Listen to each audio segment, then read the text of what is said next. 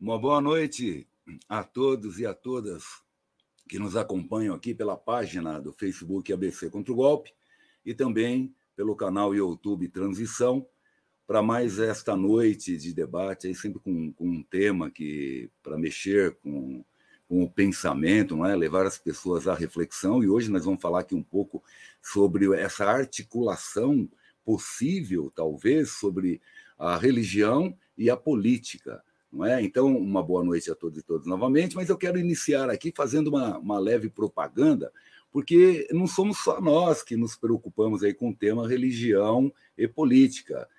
Tem outras pessoas aí, muito gabaritadas, inclusive, que também o fazem. Então, nós queremos iniciar hoje fazendo a propaganda aqui do canal Vivossofando. Vivossofando é o canal do professor Hugo, professor de filosofia, muito conhecido de todos e todas aí. Esse link estará disponibilizado aí no chat. E ele aprecia a discussão da relação entre a religião e a política e fica, então, esse convite aí. Então, são temas importantes, reflexões igualmente importantes, principalmente aí para o mundo católico, não é? Que, pelo que me parece, é o que o professor mais aborda, a religião aí pelo cunho católico. E, então, ficará o site, o link, né? Perdão, o link aí do site para que todos possam ver, inclusive a indicação de um dos vídeos dele chamado Os Comunistas Estão Excomungados? É uma pergunta. E os católicos de esquerda, o que dizer sobre isso, não é? Parte 1. Então, eu vou deixar esse link aqui à disposição de todos e todas para que possam apreciar e acompanhar aí o canal do professor Hugo, que é um canal muito interessante de debate sobre este tema. Quero também falar de uma outra página do Alma Revolucionária. O Alma Revolucionária também me foi indicado aqui pelo nosso convidado de hoje, e eles colocam lá essa discussão, porque são religiosos, querem falar sobre política também, e dizem o seguinte, por que eles têm esse canal? Porque religião e política se discute, sim. Então, eles têm esse entendimento que se discute, nós também temos esse entendimento, razão pela qual estamos aqui hoje. E o link também da página do Alma Revolucionária estará disponível aqui no nosso chat.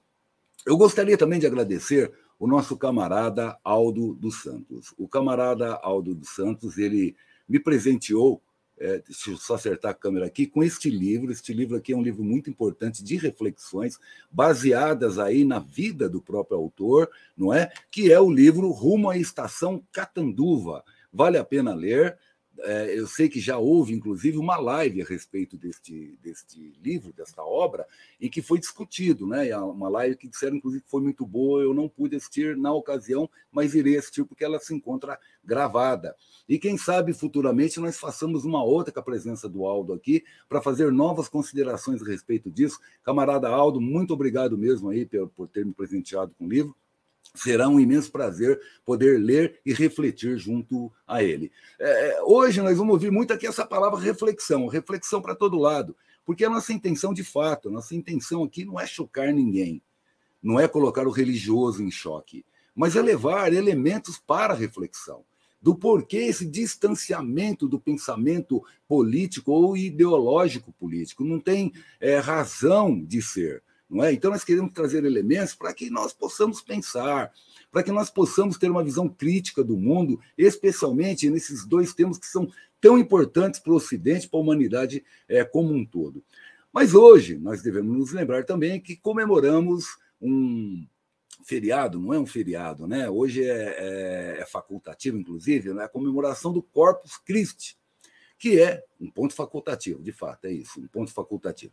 O Corpus Christi é uma data celebrada pelos católicos, especialmente, que consideram essa comemoração como uma das mais importantes dessa religião, porque celebra a instituição da Eucaristia. Então, são só dados preliminares aí acerca desta data, não é? Uma boa data, inclusive, um feriado como esse, para que nós possamos, novamente, refletirmos, não é?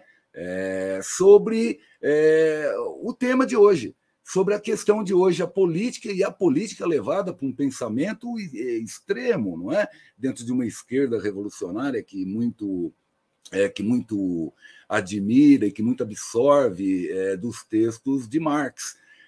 E poderemos falar sobre isso hoje. Então, o nosso tema, dentro deste feriado, que é uma data muito simbólica para nós, é cristianismo comunista, segundo Roland Boer.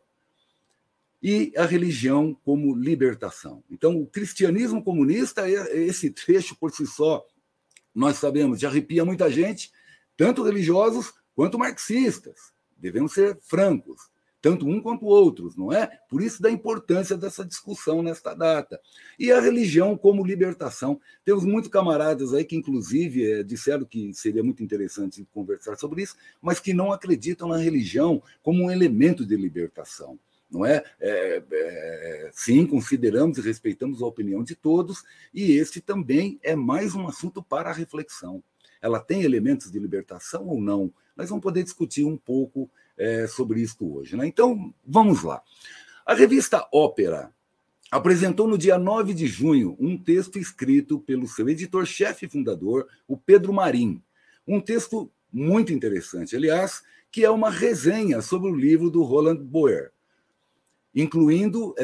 intitulado A Teologia Vermelha sobre a Tradição Cristã Comunista. Isso é uma tradução livre que ele coloca lá. Então, vou repetir, intitula-se Teologia Vermelha sobre a Tradição Cristã Comunista. E, na verdade, este tema, que é o tema da resenha, é uma resenha porque é o tema de um livro, na verdade, que é do Roland Boer.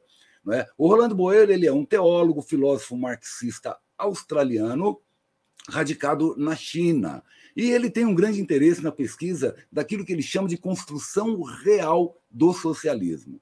Ele é professor da Faculdade de Filosofia da Universidade de Renmin, na China, e ele gosta, né, é um hábito que ele tem, de incitar o debate e de provocar discussões acerca da religião e também da política e do pensamento marxista. Ele tem um site, esse site também ficará no nosso chat aqui, é um site pessoal, e lá ele tem inúmeras obras, ele faz a propaganda de inúmeras obras dele, inclusive algumas podem ser baixadas gratuitamente, isso também ficará à disposição no nosso chat, não é? Ele fala, e ele tem um grande interesse, né, pelo marxismo soviético, que ele diferencia, o marxismo soviético, o marxismo chinês e o marxismo segundo a interpretação da República Popular Democrática da Coreia ou Coreia do Norte. É muito interessante. Muito bem. Ele dedica, neste livro, apenas eu vou passar a palavra para o nosso convidado, é claro, não vou falar no lugar dele, mas apenas uma breve abordagem. Ele dedica uma parte muito significativa deste livro dele ao significado do cristianismo. Vamos lembrar que o Boer, ele é teólogo e filósofo, não é? Então ele tem muito interesse, em particular, nos experimentos revolucionários que ocorreram nesse processo, no processo do cristianismo, não é? E ele se lembra, inclusive, das palavras de Lenin, quando Lenin dizia o seguinte, que é relativamente fácil ganhar o poder através de uma revolução proletária. Entretanto, é infinitamente mais complicado exercer tal poder para construir o socialismo. Isso nós vamos encontrar a confirmação, por exemplo, na história da própria Coreia Popular. Tá certo? Então, é uma discussão muito interessante de fato. Ele aborda também a época da Igreja Cristã, né? Nós esperamos aqui que o nosso convidado possa falar um pouco sobre isso, a Igreja Cristã primitiva, que muito se fala nas religiões, e sobre um comunismo de consumo, e não um comunismo de produção à época, mas um comunismo de consumo. E lembrando um pouco isso também, nós não temos apenas a obra do Boer, né? Nós temos uma outra obra também de um francês, eu vou colocar para vocês verem daqui a pouco, que também fala sobre a construção dos jesuítas com a nação Guarani, há muito tempo atrás, que tinha um processo muito semelhante a este que ele coloca na obra dele. Nós vamos poder falar um pouquinho mais disso adiante. Então, muito bem. Em resumo, para o Boer, o cristianismo e o comunismo não compartilham apenas uma visão crítica sobre o mundo, mas também uma história comum de luta revolucionária. Para esse autor da resenha, né, o Pedro Marim, o livro descreve uma história convincente de que Boer chama de cristianismo comunista, tal qual o título que nós temos aqui. Muito bem, finalmente, para falarmos então sobre esse tema, nós temos aqui um convidado muito especial, um grande amigo, um grande camarada, que é o Bruno Reitdal Lima. O Bruno, ele é evangélico, ele é militante na Unidade Popular, a UP, Ele é mestre em filosofia e doutorando em economia política mundial pela UFABC. E é integrante também do conselho editorial da revista Zelota e da editora Pajeú. Muito bem, Bruno, uma boa noite para você. Muito obrigado aí por ter aceitado o nosso convite. É um prazer tê-lo aqui conosco nesta noite, né? Primeira vez, pelo menos, que eu estou contigo aqui. A primeira, espero eu, de inúmeras que tenhamos, né, como oportunidade de debater diversos temas aqui pelo canal do Transição e do ABC contra o Golpe, não é? A palavra, então, está contigo, meu amigo, para reflexão acerca desse tema aí, se a religião pode ser pensada como um aspecto libertador dos seres humanos e também para saudações aí ao público que nos assiste, tanto ao vivo quanto aqueles que vão nos assistir aí posteriormente. Muita gente, Bruno, que empenhados com aulas na faculdade, né? Se bem que hoje é feriado, mas muita gente, especialmente da religião, os religiosos, com empenhos, né? Eu tenho vários amigos aí que não poderão assistir ao vivo, entretanto assistirão posteriormente. Muito obrigado novamente, Bruno, a palavra é contigo. Eu que agradeço, Burato, de coração, valeu mesmo. Grato imensamente pelo convite, pela camaradagem, pela parceria. Espero contribuir de uma maneira interessante e que realmente quebre o galho para quem estiver ouvindo, para a gente fazer algumas discussões.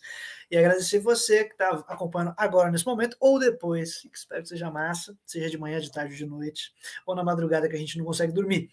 Mas, de todo jeito, para a gente poder ser bem objetivo aqui na nossa conversa,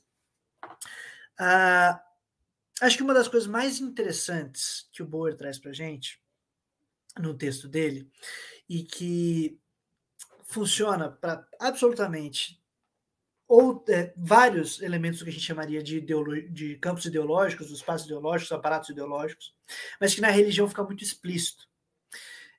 Que é o seguinte, quando a gente vai falar sobre religião, e cristianismo e comunismo, ou religião e comunismo, a tentação é articular doutrina com valores ou com programas políticos. Então fica uma discussão do que o próprio Bauer indica como idealista. Então você vai pegar um texto sagrado, por exemplo, um evangélico, um cristão ou um católico, não importa, mas pega a Bíblia, tenta pegar conteúdos que tem ali e fala, isso aqui tem tudo a ver com um programa político ou valores ideológicos dentro de um partido, e tentar fazer esse tipo de compatibilidade que é inviável, ela não faz sentido, ela é extremamente idealista, porque ela está tentando encontrar sentidos sem buscar aquilo que é fundamental, por exemplo, para quem é um marxista, que é as condições históricas, como se dão as coisas, os conteúdos, como eles se transformam efetivamente na história. E nessa resenha, que é bacana porque a gente tem ela em português e o Pedro Marim fez muito bem, apresenta muito bem os conteúdos fundamentais do texto. Infelizmente não temos o livro em português ainda, quem sabe a gente consiga trazer em breve. Se desse pela Pajeú, que é a editora que a gente tem, seria maravilhoso, mas a gente não conseguiu ainda. Entramos em contato, inclusive, com o Bauer para isso, mas ainda não conseguimos com a editora de lá. Mas, de todo jeito, a gente tenta fazer por uma questão de adequação das doutrinas. E nisso a gente perde como as coisas realmente acontecem na história. A pergunta não é se o cristianismo pode ser comunista ou se o comunismo pode ser ou não cristão, e sim como as organizações humanas se desenvolvem na história, se desenvolveram, e o que é possível ser feito hoje. É a mesma pergunta que às vezes que a gente tem visto, só como exemplo, recentemente, uma campanha dentro, especialmente de movimentos evangélicos, mas atingiu todos os grupos cristãos, de dizer que o atual presidente, ocupante da cadeira presidencial, não é cristão. Para efeitos de propaganda, isso pode ser interessante. Mas o que a gente está dizendo é que um determinado conteúdo ideológico não teria a ver com o conteúdo ideológico desse presidente. Mas, efetivamente, como está acontecendo na história, instituições religiosas, fiéis e membros estão apoiando esse governo, e esse governo assume valores, está sendo realizado. Ou seja, mesmo que eu diga ele não é cristão, é o cristianismo, é a igreja que está desenvolvendo esse processo. A mesma coisa quando a gente fala sobre compatibilidade ou não, ou discute nesses termos, entre cristianismo e comunismo. E o Bauer chama atenção para isso. Isso é um debate idealista e a gente não olha para a história. Como se desenvolveu na história as relações entre religião e programas, projetos, governos comunistas. E é isso que ele faz. E faz a partir de um lugar ou de um espaço que nós temos menos contato. por muitos mitos, por faltas de informação, pelas guerras ideológicas de propaganda que a gente vivenciou, que é analisando União Soviética, China e a República Democrática Popular da Coreia, ou a Coreia do Norte, porque são aqueles que chamaram mais atenção para ele, que são governos comunistas que estão em funcionamento, e como que se dá, então, as relações religiosas nesses países hoje, mas mais ainda, como aconteceu nos processos revolucionários. A religião foi suprimida? Não. Então, como aconteceu? Aí a pergunta sobre a compatibilidade ou não faz sentido, porque historicamente está acontecendo. Ela existe, rolou durante o processo revolucionário e se mantém depois. Então, não vou nem entrar nos detalhes, porque é muita coisa mesmo que ele desenvolve. Eu acho que é mais legal primeiro a gente discutir essa questão mais geral, de como a gente vai olhar para essa relação entre religião e comunismo, religião e marxismo, que é, então, não no âmbito de compatibilidade de doutrina, mas de como aconteceu na história e como está acontecendo. O Bauer foca especialmente no protestantismo, porque ele é um teólogo calvinista, ele é de tradição reformada, então ele vai, inclusive faz uma certa exaltação, vamos dizer assim, de alguns aspectos de Lutero, de Calvino e dessa tradição, e depois destaca do que a gente chama, né, da reforma radical, que eram os grupos nas guerras camponesas no século XVI na Alemanha, que levaram os valores de crítica à religião e à estrutura eclesiástica a uma crítica das classes em seu tempo, ou a uma luta que queria derrubar uma estrutura eclesiástica que existia, a estrutura monárquica que existia, e aquilo que a gente pode chamar de uma burguesia nascente que estava valendo ali também.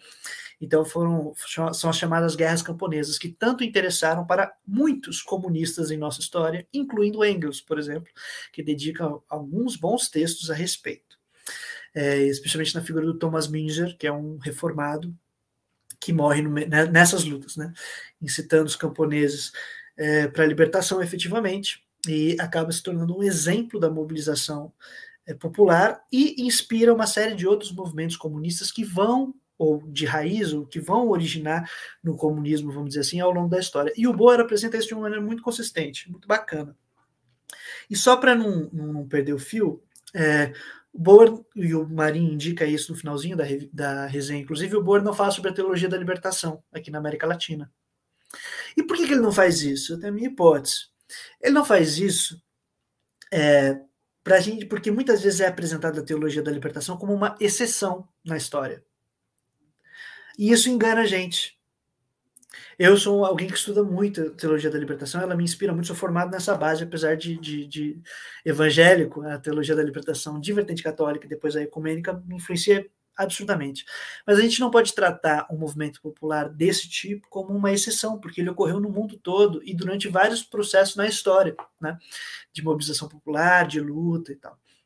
Então, se ele focasse, por exemplo, a teologia da libertação como alguém muito importante para a gente, que é o Michel Louvi, como estudioso desse movimento, como se fosse uma exceção, pegava a gente no contrapé e a gente acaba se enganando, achando que é algo muito extraordinário, e é mesmo, mas não é especial nem único, e imagino que quase nunca vai acontecer algo desse tipo, vamos dizer assim, que é uma mobilização popular, comunista, e no mundo todo não apenas aconteceu, como está acontecendo. Na América Latina, a teologia da libertação é a melhor expressão, mas a gente também tem em outros lugares, em outros países, em outros territórios. E o último comentário que eu acho bacana, não é aqui na Teologia Vermelha, né? Não é nesse livro do Bauer, é em outro, que é sobre a teologia de Marx e Engels, acho que no volume 4, se eu não me engano, que é uma série de volumes, 5 ou 6 volumes. Ele comenta algo muito interessante, que é o erro que a gente comete quando a gente fala sobre marxismo e religião, ou comunismo e religião, que é, coloca na centralidade uma das duas doutrinas, vamos dizer assim, ou um dos dois programas, valores, e aquilo que desvia, e o outro fica como um periférico, assim. Ele pode até entrar em contato, mas é meio que um desvio, e a gente fica tentando conectar as duas coisas como se elas fossem distintas dentro daquela estrutura de doutrinas. E não é isso, a gente não pode utilizar esse modelo, a gente tem que entender como se desenvolve na história, como se desenvolveu, aprender e conhecer essas histórias, e começar a analisar a nossa realidade nessa perspectiva. É como nós nos mobilizamos, enquanto religiosos, enquanto comunistas, Porque é o mesmo sujeito que é o comunista, é a mesma pessoa. Ele não vai no domingo na igreja e depois ele se torna comunista no dia seguinte. Isso é, inclusive, uma coisa que a Rosa Luxemburgo chamou bastante atenção. Tem que ter que é o mesmo cara. Então, o trabalhador que vai entrar no partido, ele não é o trabalhador que vai entrar no partido e ele vai esquecer de que ele é crente, ou que ele é católico, ou que ele é espírita. Não. É o mesmo cara, é a mesma pessoa, é a mesma mulher, a mesma menina que tá com a gente e tal. Então, a gente não pode imaginar que estamos cindindo a realidade das pessoas. Isso, além de idealista, absurdamente, é não entender como a gente pode mobilizar as nossas relações. E eu acho que o primeiro comentário seria esse, Burato. Não sei se o pessoal já tem questão, ou se você também quer levantar aí problemas para a gente trocando ideia, mas é por aí. Não, tá certo sim, Bruno.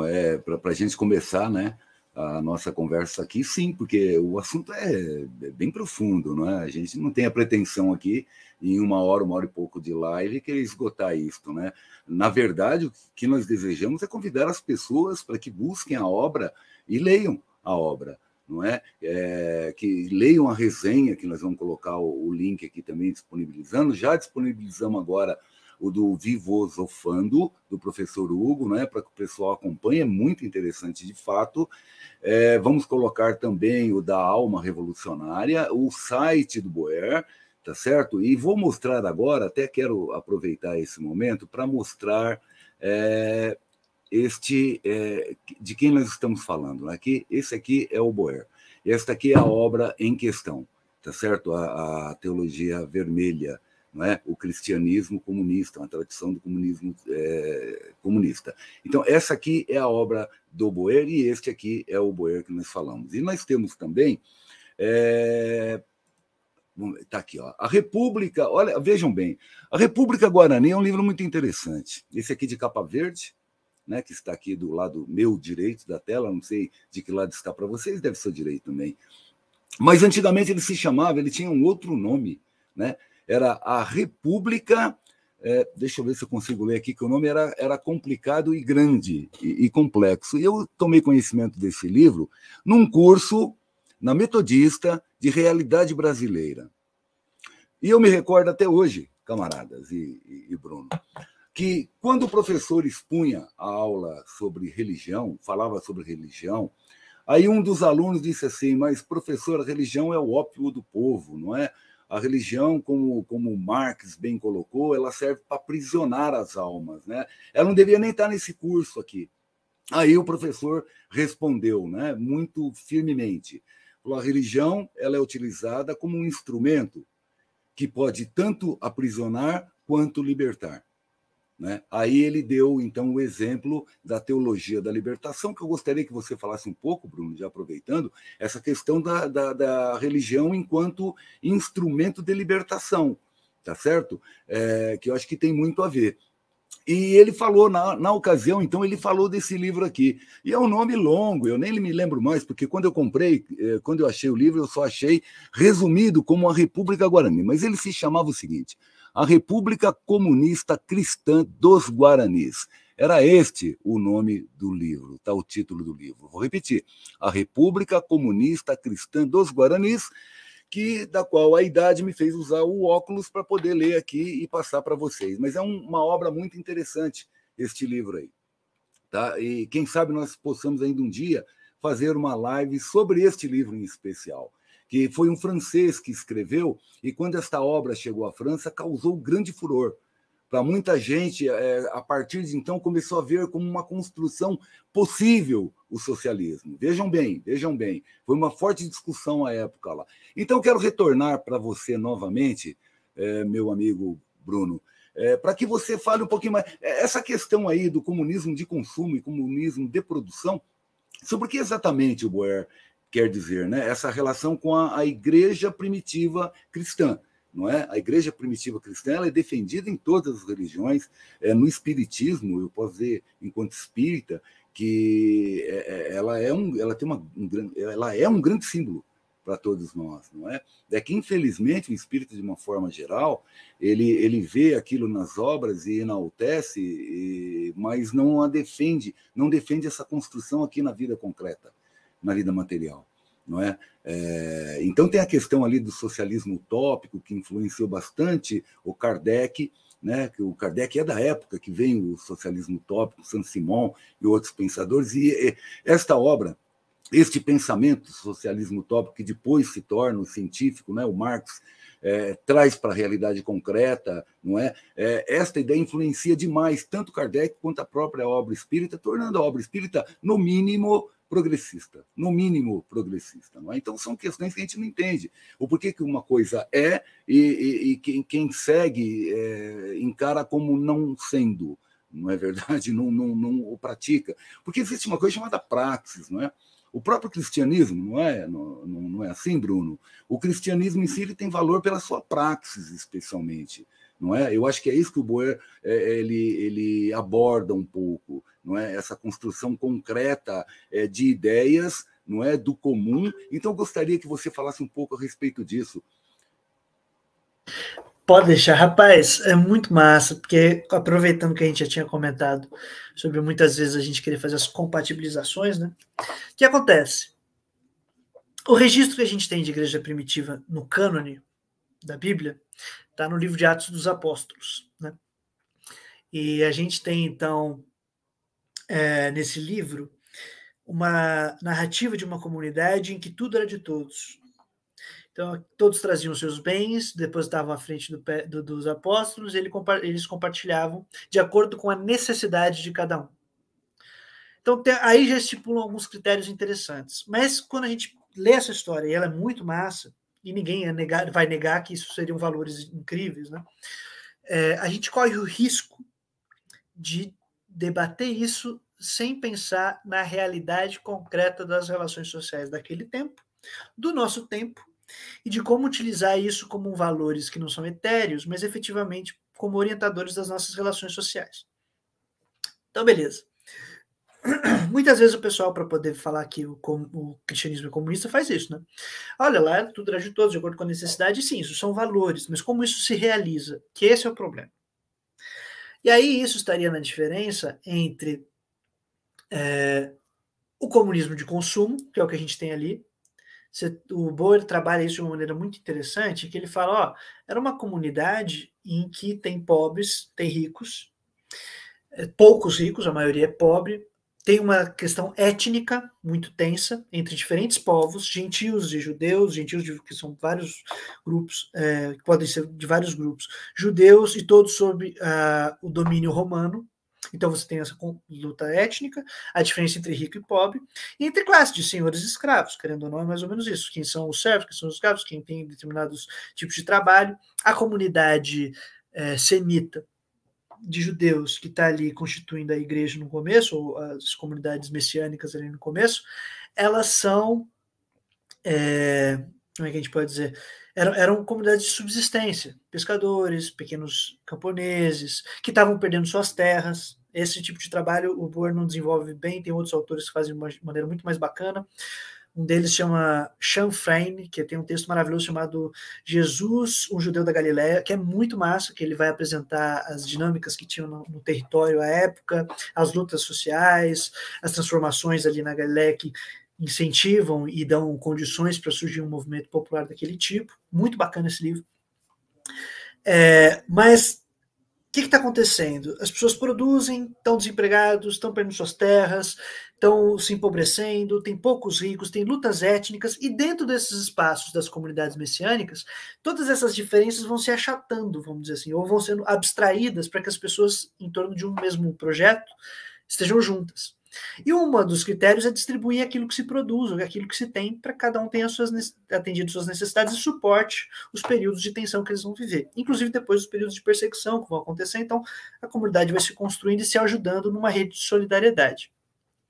Mas isso não altera o processo produtivo do Império Romano, nem dessas comunidades, nem nada. Mas então você tem um valor de aquilo que se produz se consome, sociedade de subsistência, e um comunismo então de consumo, de partilhar aquilo que produzimos aqui em nossa pequena escala. Não é uma organização planejada da produção para que não haja exploração. E aí a diferença do que surge a partir do século XIX, com Marx e a galera que está trabalhando, então, o que você comentou, né, como um socialismo científico, a gente planejar agora efetivamente um comunismo, um projeto de transição para uma sociedade comunista, na qual não é baseada só numa partilha de bens produzidos, mas a gente vai planejar a própria produção para que não haja exploração de uns sobre outros, né?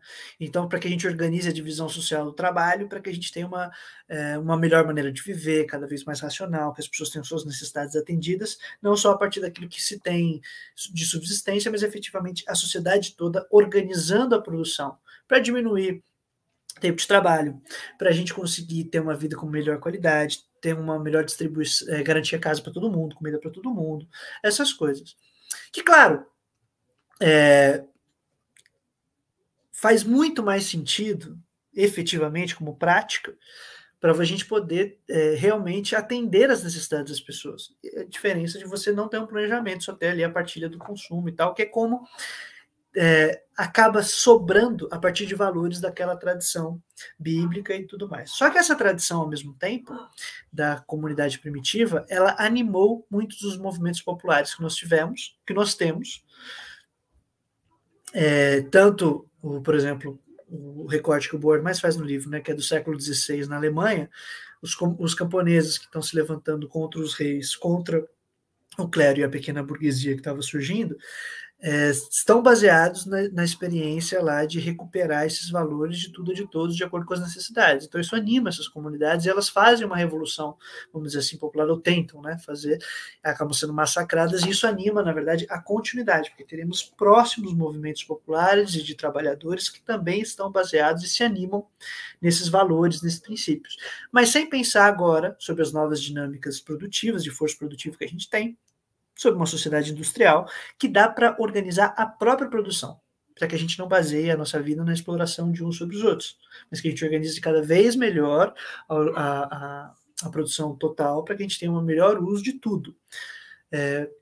Para que todo mundo consiga viver bem, vamos dizer assim. Como a gente pode planejar isso? Aí vem um tipo de organização completamente diferente do que só o que a gente chamaria de comunismo de consumo, efetivamente um comunismo de produção, ou seja, organizar, planejar a produção, fazer ela de maneira bonitinha, vamos dizer assim, científica, bem feita, como hoje deve ser a pauta de um movimento comunista, tal, de organizar efetivamente a produção, os processos produtivos, a divisão social do trabalho, coordenar ela, para que a gente possa não só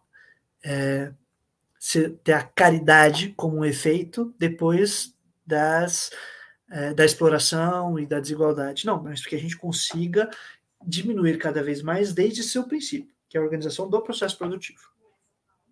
Acho que era mais ou menos por aí, ou eu devo ter esquecido alguma coisa que eu deveria ter comentado e não comentei.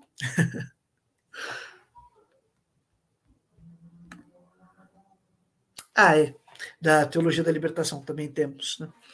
Aqui na América Latina, é isso que eu tinha que comentar também, a gente teve uma experiência muito particular, que também se anima dentro dos movimentos populares, nessa ideia da igreja primitiva, né? Tudo é de todos e tudo mais, o pessoal distribui de acordo com as suas necessidades, mas ela tem uma origem um pouquinho diferente do que o Bohr trabalha, né? O Roland Bohr está trabalhando dentro da discussão dos protestantes, utiliza essa tradição protestante para apresentar e depois se dirige para o que ocorreu na União Soviética, na China e na República Democrática Popular da Coreia. E o que acontece é que na América Latina é um movimento propriamente católico, começa com os católicos. E a origem é muito interessante, porque a Igreja Católica na Europa está tendo que enfrentar, no final do século XIX, começo do século XX, um aumento muito grande de ateus, né, pessoas que estão sem religião, um avanço poderoso da indústria, da ciência, de um planejamento dentro da organização do capitalismo europeu, para a qual ela não estava preparada, vamos dizer assim, e nessas lutas ela precisa procurar o lugar dela. Então ela faz aberturas modernizantes, progressivas, né, paulatinas, mas progressivas, e que vão tendo aberturas que é a inclusão de estudo das ciências sociais, das ciências naturais, das ciências exatas, incluindo tudo isso, e se incluindo no processo de modernização. E percebe o quê? Que a industrialização está produzindo muitos pobres. Então, o lugar dela é, enquanto essas pessoas pobres não estão sendo incluídas no processo produtivo, nós vamos ter a caridade de atender essas necessidades. E isso dentro do projeto de modernização. E criam-se missões. Quando vem para a América Latina, ele vem dentro desse projeto de modernização. E nosso grande lema é aguentar e sustentar e atender os pobres, a igreja dos pobres. Só que quando chega aqui na América Latina, eles descobrem que a causa dos pobres era a industrialização e modernização que estava até na Europa. E aí os processos de modernização aqui são extremamente mais violentos, massacram as pessoas, elas perdem suas terras, então para poder atender a necessidades dos pobres, eles têm que ir contra esse projeto de modernização capitalista. E aí isso aproxima o movimento popular católico, que era a religião dos camponeses, que estão sendo atendidos agora por padres que vieram para uma missão e que descobrem que aquilo que eles estão para realizar é a causa do problema dessas pessoas. Então, gente, não tem como. Se essa é a causa, como a gente combate? E aí, esse processo de ter que frear os movimentos que estão matando as pessoas, os camponeses, criando cidades daquela loucura toda. Bom, a insanidade que foi os processos de modernização na América Latina, modernização capitalista, forçam com que, ou dão condições para que haja esse encontro entre a mobilização popular revolucionária com a espiritualidade católica, que era majoritária, né, à época. Hoje a gente já tem uma transformação considerável na nossa religião e nosso território latino-americano, mas à época tem isso. Então, esse encontro ele também não é um encontro de doutrinas, mágico, né? Compatibilidade de doutrina. É dentro dos processos históricos de como eles se dão, as coisas vão se realizando. E aí a pergunta se pode ou não ser comunista cristão não faz sentido. Ela não faz sentido, nem por um lado nem por outro. Especialmente para nós que somos marxistas, utilizamos esse tipo de estrutura de uma análise de materialismo histórico, científico. Quando olha para trás, eu não posso fazer como isso aqui está errado. O que aconteceu é um desvio da história, porque compatibilizou religião e comunismo. Não faz sentido você falar sobre isso. A gente está errado no processo de analisar a história. Você fala, cara, se aconteceu, não tem como não ter acontecido. É meio que isso. Tem que ajustar a maneira que a gente está olhando para a história. Sim, perfeito, camarada. Você perguntou lá sobre o que tinha faltado, né? Nós ainda vamos poder falar um pouco, que eu estou tentando te cutucar aqui para você falar um pouco sobre a teologia da libertação, né? Um pouquinho mais, né? E quem sabe até um pouco da filosofia da libertação também, porque estão tão próximas, não é verdade? Nós já temos algumas questões colocadas aqui, inclusive com muito a ver com a conversa que nós estamos fazendo, né? Vamos lá, vamos às questões. Eu parei aqui para que a gente não se perca. O Fernando colocou o seguinte, né? E a velha questão do ópio do povo em Marx? Ele faz essa questão, como nós colocamos aqui. Aí a Vitória Lima mesmo responde para ele. Eu faço questão de ler a resposta da Vitória Lima, porque o nosso canal aqui, Bruno, você vai se acostumar com ele, a gente gosta muito da participação do público, não é?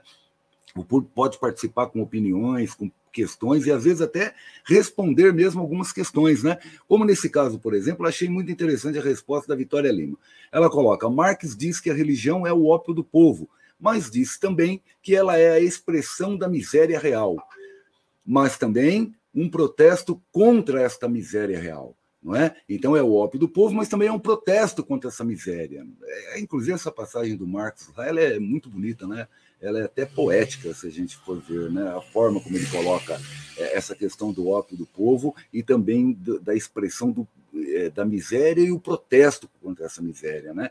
Então a Vitória conclui dizendo o seguinte: Marx apenas mostrou que o paraíso cristão é possível na Terra a partir do inferno do capital ou da prática da própria realidade objetiva. Tá? Eu gostei muito da resposta da Vitória, eu gostaria de colocar essa resposta para o Fernando, e se você, Bruno, tiver alguma coisa para falar sobre isso também, fique à vontade, tá? Eu vou passar uma outra aqui, o seguinte, o do Daniel. O Daniel diz: o Boer trata sobre a questão da violência para o cristão, se é ou não um tabu. Ele trata isso no livro dele, você sabe se ele trata sobre a questão da violência para o cristão, direcionada ao cristão. A Maria Luísa coloca: Jesus Cristo foi um comunista? Uma pergunta, não é? Jesus Cristo foi um comunista, na sua opinião? Dá para considerar ele assim? Foi um libertador? Foi um libertário? foi contra a corrente, né, contra a corrente da época. Isso, de certa forma, você já falou um pouco, né, no começo, e na própria resenha, e também no próprio livro, na síntese do livro, que eu me recordo, o autor fala sobre essa questão, né, de ser contrário ao movimento que havia à época. E no canal que eu disse aqui para vocês, do Vivosofando, este link que eu coloquei, sobre este vídeo em especial, é muito interessante porque aborda justamente este aspecto do perigo que Jesus representava à época, e fazendo aí uma comparação, não é, entre direita e esquerda dos tempos de hoje para o que poderia ser uma direita e esquerda daqueles tempos. Lógico, que é apenas uma comparação para entendimento, tá bom? Então, esta é uma outra pergunta. O Fernando coloca aqui mais uma questão. Além disso, o materialismo histórico, como se encaixa, havendo uma teleologia espiritualista no cristianismo? Qual a sua opinião quanto ao materialismo histórico? Eu lembro que o Boer também trata a respeito do materialismo histórico na obra dele, né? A Vitória Lima, novamente, coloca: os limites do cristianismo na luta contra o Império Romano são limites objetivos. Porém, enquanto filosofia, o movimento cristão inaugura a ideia universal da igualdade, coisa que os gregos não conheciam. Vejam só. Aqui a Vitória, que aliás é filha de um grande amigo nosso, e ela deve ter assistido aí a live do pai dela. Mas isso é uma live, Bruno e camaradas, com o nosso amigo, camarada Regis Mará, sobre uma obra do Luc Ferry, que falava justamente deste período, na qual, daquilo que nós chamamos de filosofia medieval, surge a ideia pelo cristianismo da igual dignidade. Então, uma novidade que os gregos não tinham. Não é? Este vídeo está no canal do Transição, nós vamos passar também para o ABC contra o Golpe, para que fique disponível lá. É muito interessante esse debate com o Regis Mará, e a Vitória provavelmente deve ter assistido ou lido também a obra do Luc Ferry, que nós indicamos aqui também. E, finalmente, o Daniel coloca o seguinte: no canal do YouTube Paz e Bem, há um curso sobre Canudos, Belo Monte, que trata sobre a experiência brasileira de um cristianismo que resgata, a seu modo, o modelo da igreja primitiva. E essa colocação do Daniel, Bruno, vai em direção àquilo que eu gostaria que você falasse sobre a teologia da libertação, não é? A filosofia da libertação, essa praxis cristã aqui no Brasil, talvez especialmente com aquele trabalho de base, com o movimento de terras, não é, que nós temos aqui. Tá bom? Então, novamente contigo a palavra. Gente, que massa que a gente tem uma participação, uma discussão. Muito bom, muito bom. E espero poder contribuir de alguma maneira. A sacanagem, a gente não tá conseguindo todo mundo ao mesmo tempo numa sala, né? Porque esse negócio aqui ia ser outro nível. Mas fica aí a possibilidade da gente se encontrar um dia e fazer uma discussão massa. Eu vou começar a fazer por ordem, porque eu acho que dá para fazer alguns comentários legais e encadeando. O primeiro o lance do Ópio do Povo é muito interessante, né? Tem vários autores que fazem um trabalho muito bacana sobre, desde o Michel Lovy, quando ele vai trabalhar no cristianismo, o que é o cristianismo de libertação, e aí alguns textos que a gente só tem em inglês, infelizmente. Um é do Andrew McKinnon, que acho que é Ópio do Povo, inclusive o nome do título, Ópio do Povo, e tem um subtítulo que eu não lembro o que é, Ópio do Povo com ponto de interrogação, é o Ópio do Povo mesmo? E o próprio Roland Boer, nos volumes que eu falei lá sobre a teologia de Marx e Engels, ele também discute, e cita o McKinnon, inclusive, que são autores que tratam disso, e tem um outro ainda, um autor estadunidense chamado David McClellan, que tem um livro chamado Marxismo e Religião, que é uma grande pesquisa dele, que é muito bom. Inclusive, infelizmente, não temos em português. Quem sabe um dia. Mas esses são alguns livros que a gente como referência para a gente discutir, né? Mas, de todo jeito, Ópio do Povo, em todos esses autores que eu falei, não é de Marx essa frase. Isso é um adágio popular da época. Então, vários autores, desde o século XVIII, usam a expressão ópio do povo em relação à religião. Desde o século XVIII. Kant usou, Herder usou, Heine. Se eu não me engano, Goethe tem um texto que fala sobre Moses Hess, Bruno Bauer utiliza, tem mais um que eu estou esquecendo o nome, que também era amigo do Marx, que utiliza. Mas, assim, é muita gente. E Marx é mais um dentre os muitos que utilizam ópio do povo. E o que tem de curioso? Que nessa frase de ópio do povo, em todos esses autores, ópio não tem sentido negativo, como tem para nós hoje. Em todos esses autores é ambivalente. Ele tem a dosagem de veneno e de remédio, porque ele era utilizado como uma planta medicinal. O McKinnon, inclusive, faz uma pesquisa histórica muito bacana, mostrando que, por exemplo, praticamente todas as casas em Londres têm laudo no armáriozinho, porque era o remédio lá para poder dar o talento, entendeu? O pessoal fazia uso do ópio para poder curar doenças. Jane escreve um texto, uma carta para Engels. O Bohr também destaca bastante essa carta algumas vezes, indicando que ela fala, Marx está usando ópio, já um pouco mais velho, por causa da quantidade de doença que ele tinha. Cita a lista, é uma lista imensa de doenças, e o ópio era o remédio que o pessoal utilizava para praticamente tudo. Então, quando Marx fala ópio do povo, ele não está falando de maneira negativa, inclusive porque ele usa como remédio, então já vou deixar isso bem claro. Então, assim, ópio do povo se torna um problema, porque ali a partir de 1850 e pouco, já é na Inglaterra uma questão de saúde pública, porque o uso do ópio por muitos dos trabalhadores para suportar as altas cargas de trabalho cria um grau de dependência bizarro e muita gente está tendo problema de saúde, está fazendo mal para a própria organização social, dava para beber quando estava com cólica, então criança sendo dopada com ópio, aí se torna um problema de saúde pública, e aí começa o combate ao ópio. Curiosamente, um pouco depois de Marx ter escrito esse texto, que é de 1844, Introdução à Crítica à Filosofia do Direito de Hegel, que é onde está o texto do ópio do povo.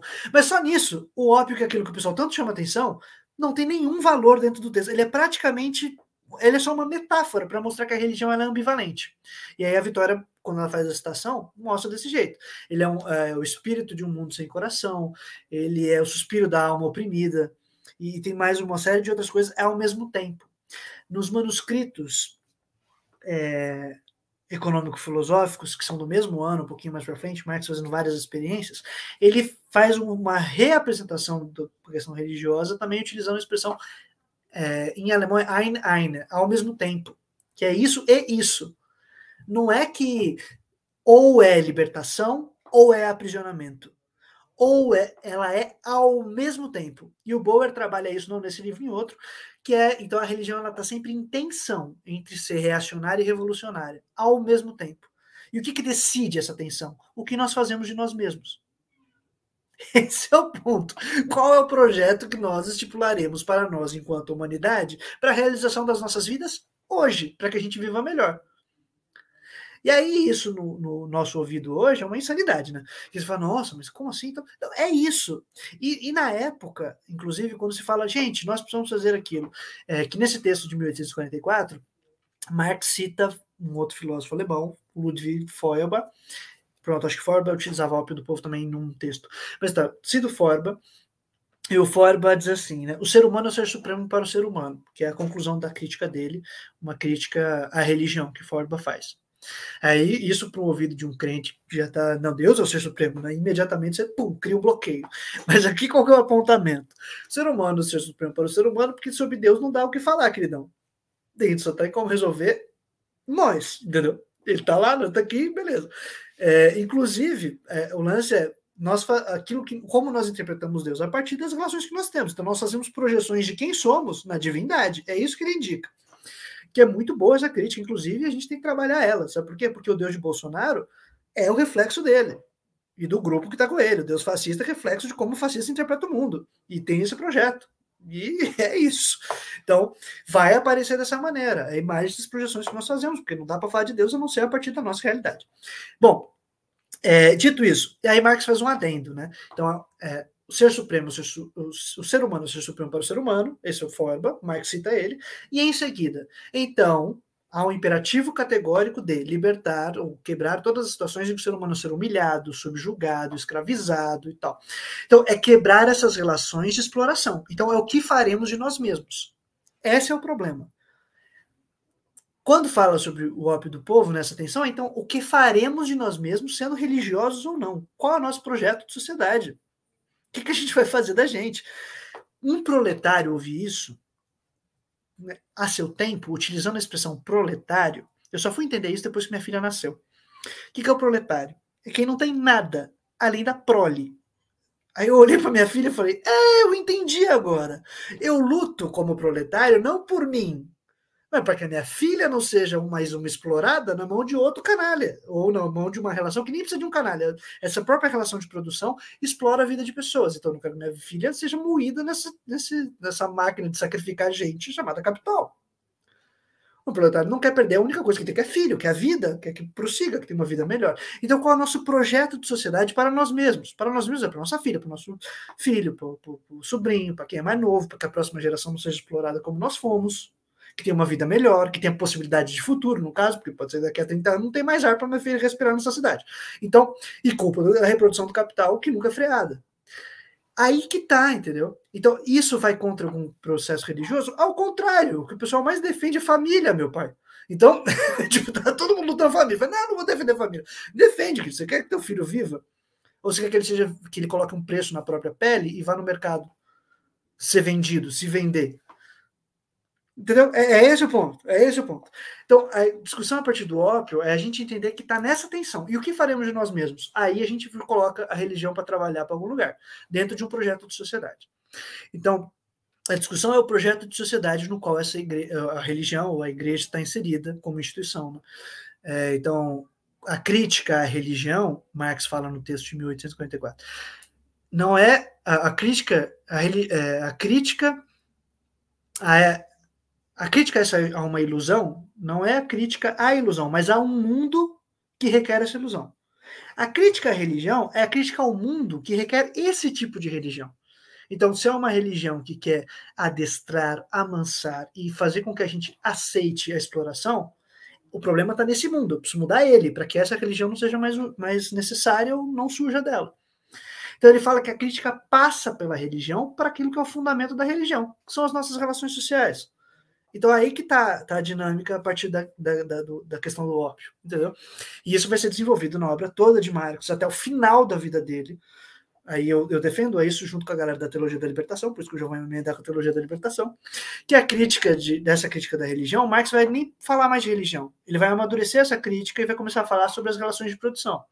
E como que a religião aparece? Como fetiche, que são as imagens que, a partir das relações de produção que estão acontecendo, a gente vai se adaptando com elas e vai antecipando elas na nossa cabeça. Então você já vai antecipando as relações de troca de mercadoria, tudo que está rolando aí, como o processo produtivo naturalmente está acontecendo, e a gente não pediu para ver ele nem para nascer, a gente só nasce e vai vivendo nele, e a gente antecipa na cabeça e isso torna natural e a gente não consegue sair dessa bagaça.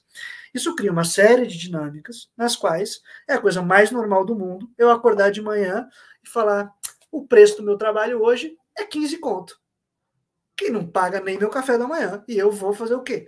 15 reais por dia para eu viver um dia. Eu vou pegar o ônibus, já foi embora uma boa parte dos 15 reais. Pegou o ônibus e de volta, vixe, filho. Então, esse é o negócio. É botar um preço na gente mesmo e a gente fala, não, isso é normal. Não é. Isso é uma relação de produção coletivamente construída, a gente pode alterar ela historicamente. Tá? Então, a crítica vai por meio da religião para essas relações. Então, esse é o primeiro ponto. A teologia da libertação percebeu isso dentro do movimento e teve muito conflito. Então, a gente não tem só uma teologia da libertação que é marxista, que assume a revolução. Não, você tem uma teologia da libertação que, olha, a gente usa Marx como um instrumento científico e tal, e não compra uma briga revolucionária, mas está ali na luta pela classe trabalhadora, mas não compra uma briga revolucionária. É uma escola que então vai estar junto do povo, vai ter suas expressões revolucionárias e vai entender que, olha, a crítica não é a religião, não é isso. A crítica é as relações de produção. E esse é o ponto que a gente vai pegar. A gente precisa mudar essas coisas. E aí, isso é meio óbvio, até depois que a gente vai estudando, vai aprendendo, mas tal. E aí, isso, dentro daquelas contradições que eu apontei, da luta contra as causas dessa pobreza, a Igreja dos Pobres, então, não é só pelos pobres, mas pelas causas da pobreza. Então, para acabar com isso, toca no modo como nós organizamos a nossa vida, que é em torno do capital. E aí isso cria o instrumento para análise das relações capitalistas de maneira crítica é Marx. Não tem como não ser. Entendeu? Então, você vai para Marx e vai utilizar ele como base para poder fazer esse tipo de luta e de trabalho. E Burato, você comentou da SEBS, que foi a coisa mais importante da teologia da libertação, organizar a comunidade eclesial de base.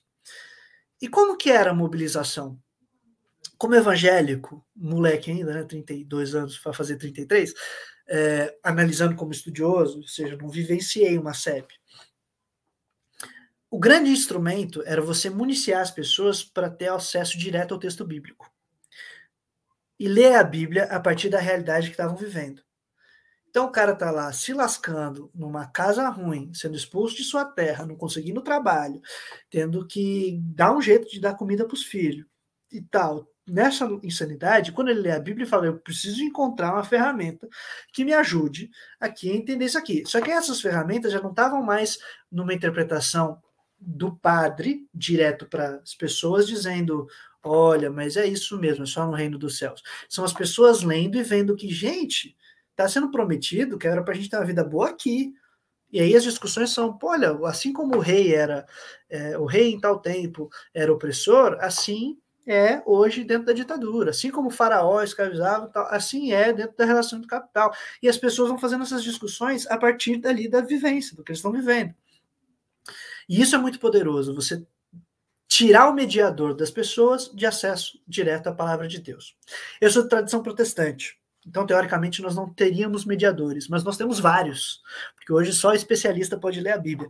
E a gente não tem grupos de leitura bíblica comunitária, com método engajado, então a gente perde muito da mobilização. E aí, nesse processo, tem uma mudança muito forte, que é o catolicismo era uma religião de campo, camponesa, e as cidades foram povoadas pela tradição protestante, especialmente a pentecostal e neopentecostal. Começa nos anos 10 aqui no Brasil, se organiza institucionalmente dos anos 40 para os 50, que é quando cria as bases do que a gente tem hoje de igreja, que é homem que manda, os usos e costumes de roupa, que depois vai mudando um pouco, mas tudo bem. E aí se desenvolve nas periferias, com as pessoas que estão sendo expulsas do campo, chegam e não tem nenhum laço social, e a religião acaba criando esses vínculos. E aí, então você tem um crescimento muito grande de dentro desse ambiente de um novo tipo de religião que ainda não está mobilizada, mas tem um potencial imenso, porque está naquele lance. É a tensão entre reacionário e revolucionário. O que faremos de nós mesmos? Aí que está o lance e como a gente vai se organizar. E aí, últimas duas coisas, acho que eu já comentei um pouquinho sobre materialismo, não sei se deu para sacar nessa discussão que eu apresentei aqui, talvez tenha ficado claro, senão a gente continua, não tem crise não, o tempo aí estamos juntos, estou à disposição. Mas só para não perder a fita, se Jesus foi comunista, eu não consigo fazer essa pergunta, sendo muito sincero. Porque o que a gente tem, eu sou um fiel, não? Então o que eu tenho é uma imagem como fiel de Jesus, como da figura de Jesus como filho de Deus e tal. E dentro desse âmbito simbólico, ele fica muito fluido. Tem o mesmo cara que é reacionário e que está defendendo tortura e sei lá mais o que, acredita também que Jesus é filho de Deus e vai dizer, não, Jesus não era um comunista, Jesus era tal coisa. E a disputa do que ele é ou não é vai levar a gente para um campo impossível da gente solucionar. Porque é aquele campo das doutrinas, como a gente compatibiliza. A gente vai ter que buscar de outra maneira. E aquilo que você comentou, Burato, sobre praxis, ajuda melhor a gente encarar as coisas. Meu pai faz um comentário que eu gosto muito. Ele fala que ele se converteu, conheceu Jesus, né? Ele falou, eu me converti, conheci Jesus. Aí ele fala, por causa da minha mãe. Minha mãe era Jesus, entendeu? É meio que isso. É isso que meu pai diz, que minha avó Jandira, minha mãe era Jesus. É isso, eu não conheci Jesus por causa do texto, eu conheci Jesus por causa da vida de uma pessoa. Do mesmo modo, o que vai se revelar ou se apresentar como Jesus é o que, inclusive, está dentro da tradição cristã, a gente chama do corpo de Cristo, na igreja, né? Entre as pessoas. São pessoas que se apresentam como pessoas, que se apresentam como testemunho, né? Quer dizer, eu sou a prova de quem é esse cara. Então, é uma luta, um embate corpo a corpo. Não é um embate de ideias, é um embate bem corpo a corpo mesmo. Então, estamos nessa aí. Acho que eu passei por alguns tópicos, devo ter esquecido alguma coisa, com certeza. Mas eu falei pra caramba também, foi mal. Não, tá tranquilo, Bruno. Por incrível que pareça, nós já estamos com 1 hora de transmissão, vai dar agora 3 segundos, 2, 1, deu 1 hora de transmissão. Né? Nós vamos ter aí mais uns 10 minutos, 15 minutos, talvez, para a gente encerrar, né? Eu trago aqui, você vê que a participação ela é massiva, o pessoal vem e traz mesmo as questões, aí não para de chegar, hein? Chegou mais uma do Jardes agora, que eu vou colocar na lista aqui também. Então, para que a gente possa até encaminharmos para o encerramento, não é?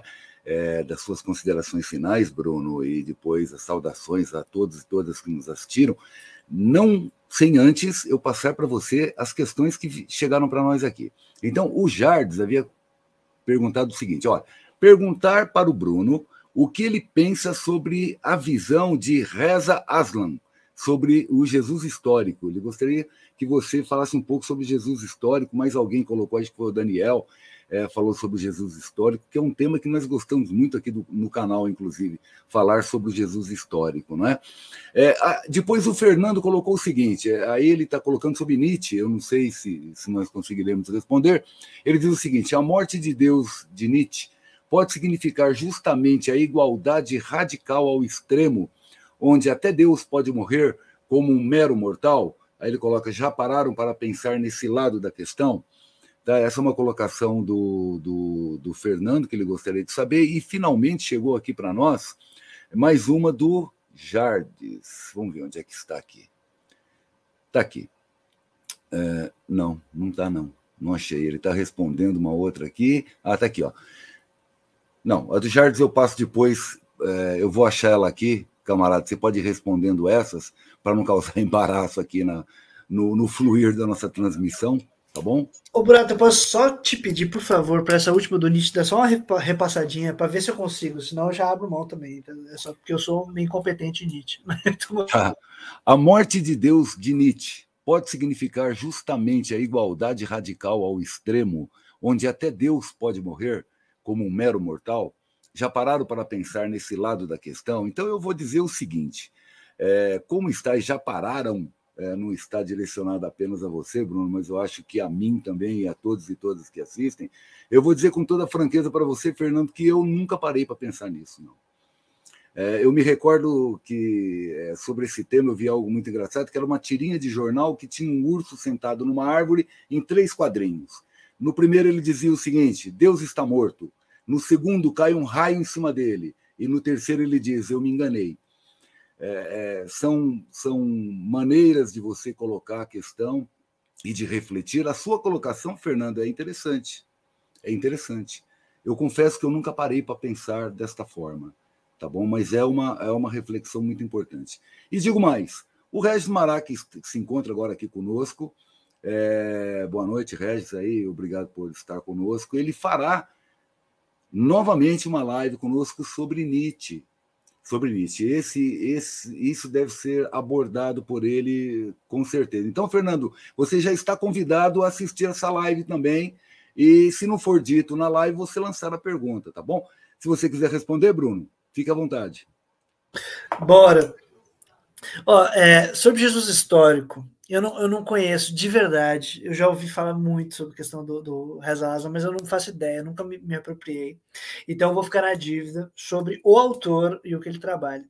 Mas eu vou recomendar um, que ainda não temos em português, mas está na minha lista de traduções, que essa a gente já tem os direitos, então falta uma tradução que eu preciso terminar, eu preciso conseguir primeiro pagar minha vida, e quando eu estabilizar a loucura, quem sabe consigo terminar de fazer essa tradução.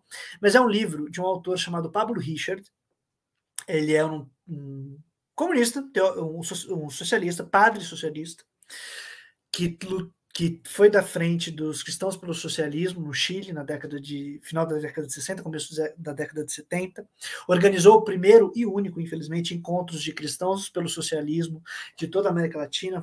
Puta evento que a gente pouco sabe dele, mas tem os documentos, é muito legal porque faz parte de uma parte da minha pesquisa. E eu gosto demais de ler esses caras e como eles estavam. A gente acha que está inventando a roda e a gente, na verdade, deveria recuperar essa tradição, que já trabalhava como cristãos pelo socialismo, na luta lá da Unidade Popular, com a Allende até o golpe e tal.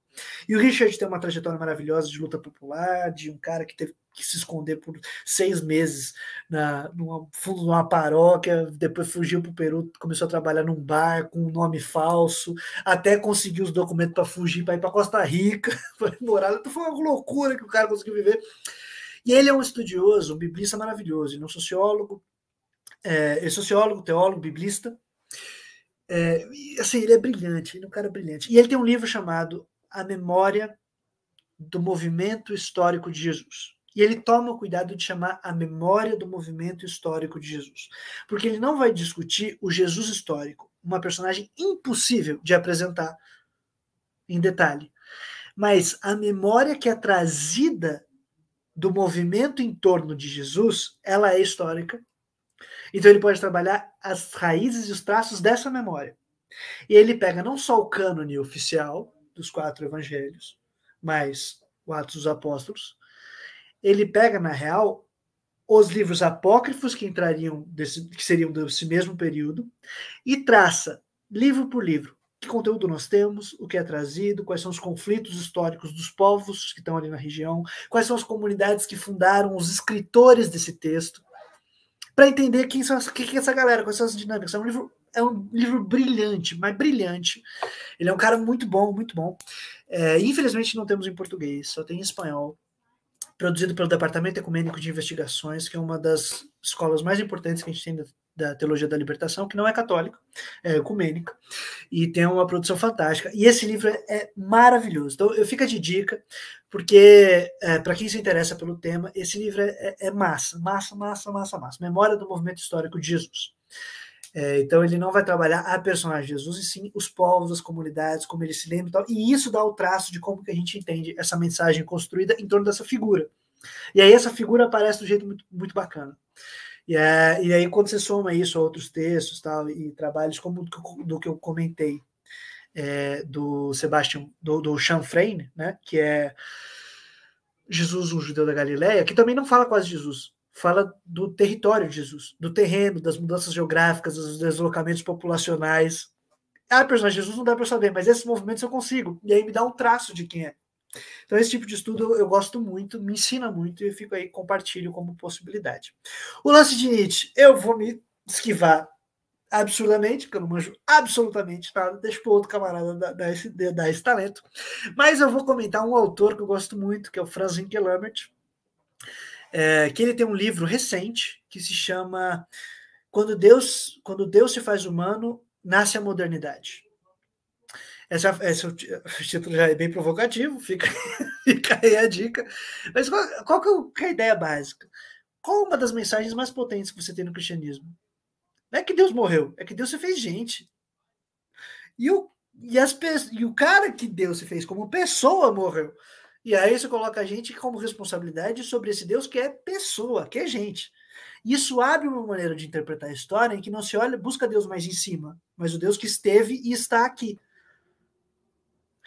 Essa é a percepção, por exemplo, que você tem ali no livro de Atos e nas cartas, é que Jesus estava aqui, mano. Ele não estava em outro lugar. Deus estava e está no meio de nós. Inclusive, dentro de quem é católico, fala isso toda a missa, né? Crente não, mas o católico fala, ele está no meio de nós. Não é que ele esteve, ele está, e não está no além, é aqui, mano. Então, esse grau de realidade tem muito a ver, inclusive, com o que faremos de nós mesmos daqui para frente. Então, aquele do ser humano ser supremo pelo ser humano, Deus se fez gente, mano. Então, eu dizer isso não quebra nenhuma doutrina, inclusive. Porque se Deus se fez gente, temos aí uma questão para colocar. Então, eu só queria fazer esse comentário porque eu achei ele massa e tem bastante a ver aí com alguns conteúdos legais. Assim. E tem um outro autor que eu não gosto tanto da maneira como ele trabalha, mas é interessante, que é o Zizek. Ele fala muito dessa ideia também, né? Que Deus faz gente, o humano lá, o divino, e quando ele morre, sobrou o quê? Sobrou a responsabilidade das pessoas por elas mesmas, né? Então, e aí ele traz uma interpretação bem pesada, né? O cara é bem hermético e tal, mas é meio que isso como objetivo final, indicar essa mesma relação de que agora é nós por nós, vamos dizer assim. Então, Bruno, eu tinha dito para você quanto a nos despedirmos, né? Mas você percebe que é meio difícil às vezes. Tá sossegado. Né? Hoje eu estou à disposição aí, tá de boa. É um pouco difícil. Sempre aparecem questões novas, né? O Fernando, por exemplo, trouxe aqui algumas ideias que que sim, nós achamos interessante, né? Não diria curso, né? Porque quem somos nós para montar cursos, mas lives, apresentações sobre temas diversos da filosofia, desse diálogo da filosofia com a religião, com a política, não é, que nós consideramos necessários para reflexão, é aquela palavra-chave para nós, reflexão. Aí eu vou lembrar muito a Carla Fried, não tem como não lembrar dela, quando ela dizia: eu não quero que você pense como eu só quero que você pense. Ela colocava isso, ou seja, nós não podemos jamais abandonar o nosso direito ao nosso pensamento, ao próprio pensamento. Então, o Fernando traz aqui, por exemplo, uma questão em Nietzsche, né, que evidentemente não está, entre aspas, né, com o tema, não está entre aspas, diretamente ligado, mas ele se torna pertinente na medida em que ele nos leva ao exercício desse pensar. O Daniel tinha colocado aqui um termo com a morte dele por conta do racionalismo, reduzindo bem a resposta, né? Talvez a ideia de Nietzsche, eu estou chutando, tem a ver alguma coisa com o iluminismo, quando o homem diz que, a partir de então, é a razão que vai dar novos rumos à humanidade. Então, Deus morreria, a religião perderia o sentido, não é? Enfim, coisas relacionadas a isso. Mas eu estou chutando. Então, esta colocação, esta reflexão é muito interessante. É muito interessante e merece, de fato, um aprofundamento, uma conversa legal aí com aqueles que conhecem bem Nietzsche, aqueles que podem dizer: olha, não, tá? Ou sim, pode ser, né? E por aí a gente vai vendo. Mas tem outras situações aqui também, camarada. Foi colocado aqui, vamos lá. Se eu não passei, a morte de Deus já foi, o que tá, já foi isso aqui. O Aldacir, ele colocou o seguinte: creio que podemos fazer uma outra sala com este tema sobre a teologia da libertação, a partir da organização ecumênica.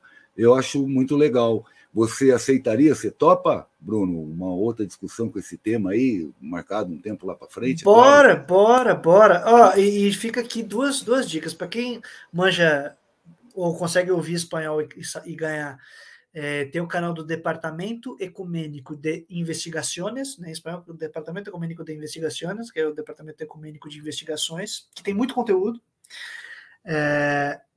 Eles também, no site deles, tem muito conteúdo em PDF para baixar, da revista, que eles têm, a revista Passos, tem muito material, os livros. E em português, cara, eu vou fazer a propaganda de um camarada nosso, que é o canal Não é Heresia, que tem muito conteúdo sobre teologia da libertação por lá, sobre tradição ecumênica, sobre leitura bíblica, leitura feminista. É um canal de vertente inicialmente católica, mas ele expandiu, agora está muito mais ecumênico também. Então, acho que vale muito acompanhar. Não é Heresia, é o nome do canal. Carlos é um camarada que organiza lá, ele faz um trampo de militância mesmo, e é muito, muito, muito bom. Tem um conteúdo muito massa, muito massa, muito massa.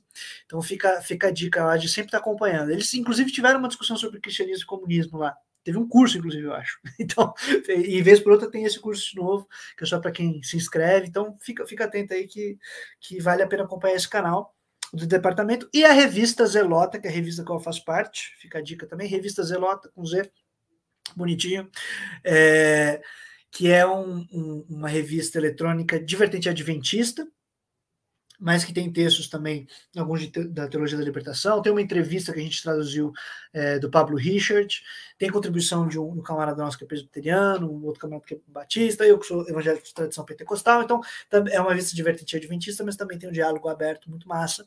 Fica aí o conteúdo na internet, tem alguns vídeos, tem algumas entrevistas também muito boas. Uma, Jesus e John Wayne, que é com uma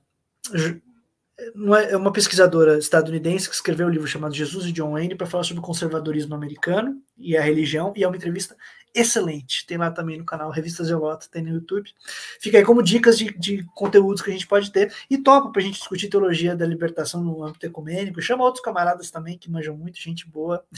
Temos irmãs e irmãos aí que desenrolam demais. Lá, tamo junto. Eu aceito fácil. Muito bom, muito bom. Tem várias propostas, eu respondo ao Fernando agora, que com relação à quantidade de pessoas, né? O StreamYard ele tem limites de número de pessoas, né? Então, se você coloca, por exemplo, um vídeo ou alguma coisa, ele já ocupa o lugar de alguém, né? Além disso, eu penso, até por experiência, que quando você coloca muita gente numa sala, você limita a fala das pessoas. Então, vamos imaginar que o Bruno está conosco aqui a 1h15, e nessa 1h15 ele não conseguiu falar tudo. Ele foi bem sintético mesmo naquilo que ele iria falar. Imagina se tivesse mais pessoas para ter um tipo de debate. Então, nós optamos por fazer esse tipo de live com uma quantidade pequena de pessoas, né? Eu, particularmente, eu gosto de fazer com uma pessoa entrevistada, que ela possa falar aquilo que ela pensa, ela possa trazer a contribuição dela. Depois, numa outra semana, faz com uma outra, né? Porque senão ficaria muito longo. E nós já fizemos lives aqui que chegou a 3 horas, Bruno. Começou com 30 pessoas assistindo, quando estava na segunda hora já tinha 2, 3 assistindo, porque ninguém aguenta. E assiste o resto depois. Fica muito, apesar de ter bastante conteúdo e ficar rico, mas bate um cansaço à noite, trabalho e todas essas coisas aí, não é? Mas nós agradecemos demais a participação de todos e todas aqui, de tudo que foi sugerido, tudo que foi perguntado. Uma outra coisa interessante que eu não posso deixar de passar, que você falou do Zizek, né, que é um autor que eu gosto muito também. O Jardes colocou aqui o seguinte, que o Zizek afirma que a morte de Cristo pode ser a morte do próprio Deus. Né? É uma outra colocação, uma outra maneira de ver também dentro dessa reflexão. Não é? O Regis colocou, e o Regis estará conosco aqui para falar sobre Nietzsche, então eu peço que acompanhe você, Fernando, acompanhe essa em especial aí, que eu acho que você vai gostar muito, assim como todos e todas que nos acompanham. Eu quero agradecer imensamente a participação das pessoas que estão aqui conosco até agora. Esse vídeo ficará gravado no canal Transição e na página ABC Contra o Golpe, para que se assistam posteriormente. Bruno, muito obrigado, meu amigo, por ter aceitado, e eu tenho certeza que você estará conosco aqui outras vezes, tá bom? Muito obrigado mesmo pelas considerações, e você fique à vontade, então, para se despedir aí do pessoal. Eu que agradeço, Burato, agradeço a todos os irmãos, irmãs, camaradas aí que estão ouvindo a gente, trocando uma ideia. Grato demais pela participação, pelas perguntas, pelas questões, e quem dera em breve a gente se reúna, não? Para trocar uma ideia mesmo pessoalmente de galera, quem puder. A vantagem disso daqui é que a gente encontra gente de outros estados, outras cidades, outros territórios, então isso dá um adianto. Queria só então fazer uma últimas 2 propagandinhas, né? Da revista Zelota, que eu já comentei, e da editora Pajeú. É uma editora militante, o trampo é todo militante, voluntário, daquele jeito, e a gente produziu 2 livros, até agora um e-book, que é o Fascismo como Religião, que reúne artigos sobre esse tipo de tema. É um e-book gratuito, ele já está circulando, em breve a gente vai ter uma paginazinha só para ele. E esse livrinho aqui, que em breve a gente vai vender, mas ele foi agora só para quem participou do financiamento coletivo de lançamento dele, que é Antologia Anti-Idolatria, da editora Pajeú, tá bonitinho, não sei se vocês estão vendo aqui, ele tá bem massa. O miolo dele é bonitinho também, eu vou até fazer uma propagandinha aqui, porque ele tá show de bola, assim, ficou bem bacana, tá bonito. Antologia Anti-Idolatria, trabalho coletivo, são textos inéditos em português do Michel Louvi, Hugo Asman, Henrique Dussel e Franz Inkelamert, que são autores aí fundamentais para a gente trabalhar o pensamento de libertação, a teologia da libertação. Show de bola, cadê a editora Pajeú? Em breve a gente vai conseguir vender eles, por enquanto estamos distribuindo para quem participou do financiamento coletivo, mas acompanha a gente lá nas redes sociais, editora Pajeú, estamos em tudo quanto é canto. Qual o título do livro, Bruno? Antologia Anti-Idolatria. Efetivamente apresentando, passo a passo, progressivamente, uma discussão bem bacana, como que dentro da teologia da libertação, a teoria marxista do fetichismo se converte numa discussão sobre teoria da idolatria. Tá. Isso é muito, muito, muito bacana. Acho que a galera vai curtir demais, contribui muito. Particularmente o último capítulo que eu acho mais legal. Mas para chegar nele, os outros anteriores vão construindo um caminho muito bacana. Inclusive, tem um camarada nosso chamado Daniel Burato. Não sei se você conhece ele, José Burato. Não. Gostou muito do nosso livro. Ele achou que ficou bom pra caramba. Então fica aí como indicação. Agradeço a todos, todas mesmo. Que Deus abençoe muito a vida de vocês. A tua também, Burato. E tamo aí, cara. Muita força. Tá crescendo aí o poder popular e quem sabe a gente também mobiliza nossos irmãos e irmãs aí para uma nova caminhada. Tamo aí. Sim, obrigado então a todos e todas. Até a próxima live, com o tema que nós escolheremos aí para chocar, fazer refletir, enfim, para reações diversas, né? Muitas emoções e reflexões, né? Então agradeço a participação de todos e todas que estiveram aqui. Até a próxima, então.